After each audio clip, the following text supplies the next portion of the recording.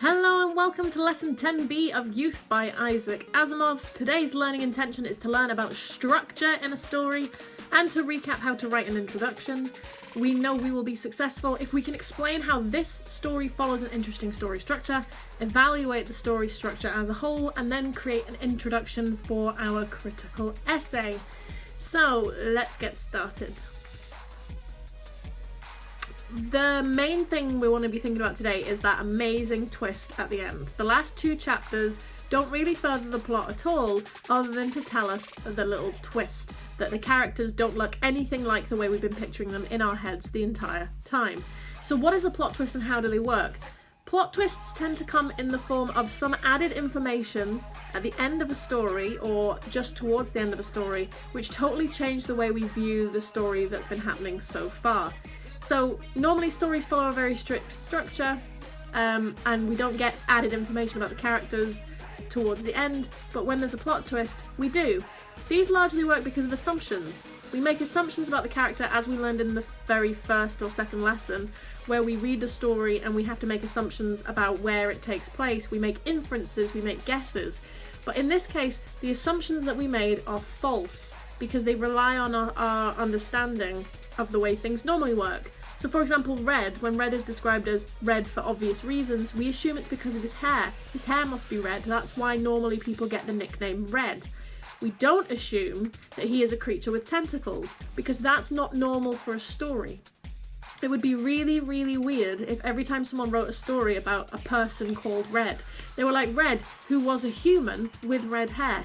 Instead, you can expect stories to say something like, he's called Red for the reason you would think he's called Red, and then you would assume that it's because he has red hair. Slim is the same. We assume Slim is called Slim because he's a slim human. It doesn't make sense for us to start reading a book with no preconceptions about what things are. Assumptions, we have that classic phrase, makes an ass out of you and me, but they're really, really important because it would be insane reading The Hunger Games, for example, and it says Katniss Everdeen, who is a human girl. Like, you don't need that. So plot twists come because we have to make inferences when we read, and the author knows that. They know that we've made inferences based on what is usual, so they deliberately throw things in later based on that assumption. In chapter 4, Slim started at the sound of footsteps and brightened when it turned out only to be Red. He said, "No one's around, I had my eye peeled, you bet." So many people sent me this quotation as part of one of the tasks earlier in this unit. And what really made me smile is a few people actually corrected it and put, "I had my eyes peeled, you bet," because they assumed that that I was a typo. But it wasn't. It's a clue. The plot twist was hinted to throughout. He had his eye peeled because there's a chance Slim only has one eye because that's the type of alien that he is. So plot twists work even better if there are little clues, little hints all the way through. If you think about it, one of the hints in this story is that Red, we don't find out any of the characters' names. Any of them. Because it would be really weird if there was a space alien called, like, George. So we don't find out any of their names whatsoever. They are all referred to by their titles or by nicknames based on their appearance, which are deliberately misleading. So I want you to now just explain in 2 sentences why our plot twist was effective. You can refer to any of the things I've spoken about or anything that you can think about as to why this plot twist was particularly effective. But pause the video and write that down now, please.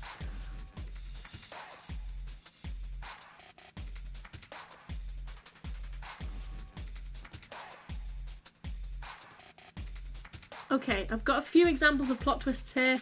Help, I've fallen down a hole. I'll get help. Thanks.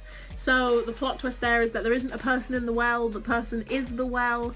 That's the kind of thing I'm talking about we make an assumption based on what we know. Usually, if you hear somebody shouting from a well, the person is in the well. The person is not the well.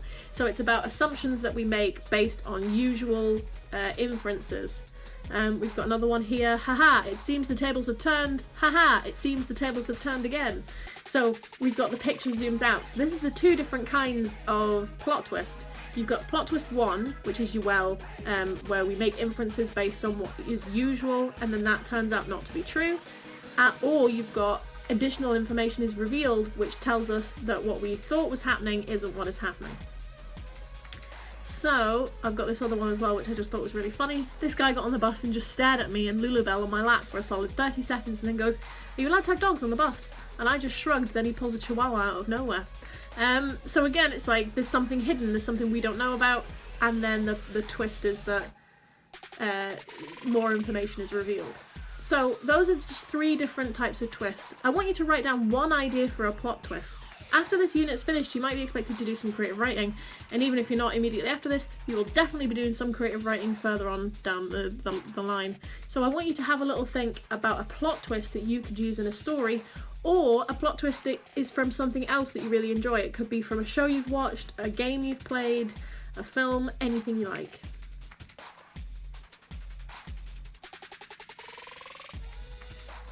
Okay, so this is going to be the end of part B. Our learning intention today was to learn about structure in a story and to recap how to write an introduction. And our success criteria is to explain how this story follows an interesting story structure, looking at the plot twist, and evaluate the story structure as a whole. We're going to do the introduction in the next part of the video because this one was getting on a little bit long. So I will see you over there. I'll see you in part C for the introduction writing. Bye!